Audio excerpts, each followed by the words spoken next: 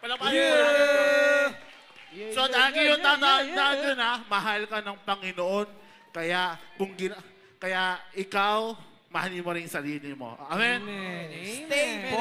Stay pogi.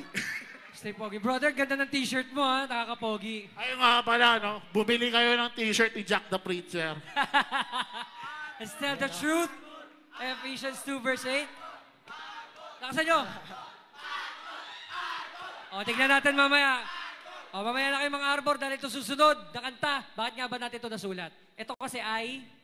Ang title nga pala ito ay Sabihin Mo. No? Sino dito yung mga nahihiya na sabihin si Jesus? Wala. Di ba? Bakit? Kasi lahat tayo dapat proud. Amen? Ay, isa pa. Kapag ka Gen-Con, hindi yan mahihain pagdating kay Jesus. Di ba? Amen. Kaya dapat lahat tayo proud na ipagsabi na tayo ay niligtas ni Jesus. Amen, amen. Hindi lang yan. Hindi naman tatagal ng 20 years tong Gen-Con kung talaga namang mahihain itong mga to. Amen? Amen. Omsim. Nasulat namin to. Yung sabihin mo kasi sasabihin namin kung anong ginawa ni Jesus sa buhay namin, kung paano niya kami binago, kung sino ang nagbago, at higit sa lahat, bakit kami nagbago. Amen. Maririnig niyo yung mga testimony namin through this song. That's the purpose of this song. Ang title nito, Sabihin Mo, Papuri 24. Let's go!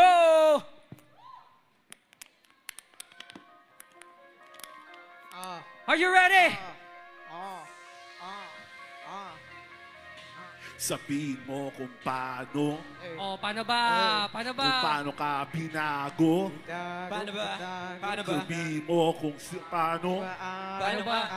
Kung paano ka binago. Paano ba?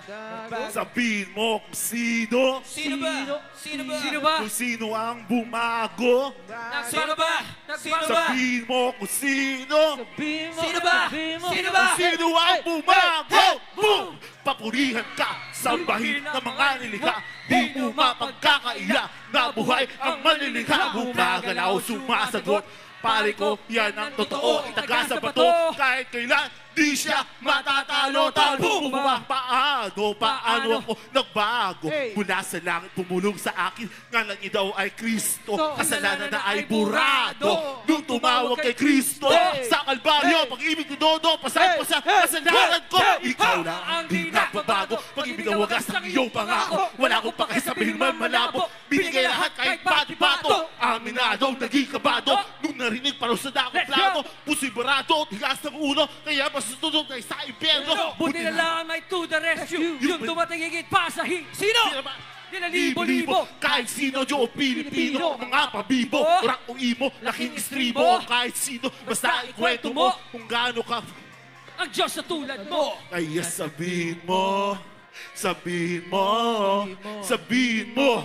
kung paano. Sabihin mo kung paano ka na bago. Sabihin mo kung sino nagbago. Sabihin mo Jack the Preacher.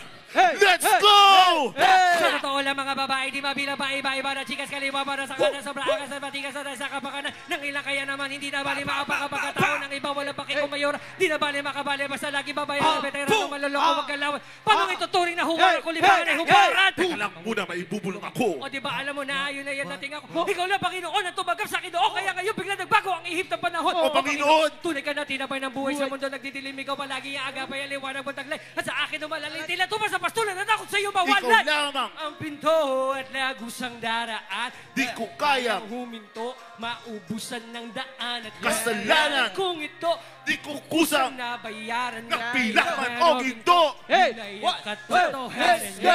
Kaya sabihin mo kung paano. Sabihin mo kung paano ka nagbago. Sabihin mo kung sino ang nagbago. Sabihin mo kung sino ang bumago. Si Kristo! Alright, again, gusto namin magpasalamat, Jenfel. Saan ka ba nila masusundan?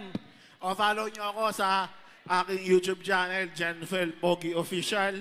Tapos sa aking Facebook na Jenfel Hervasio.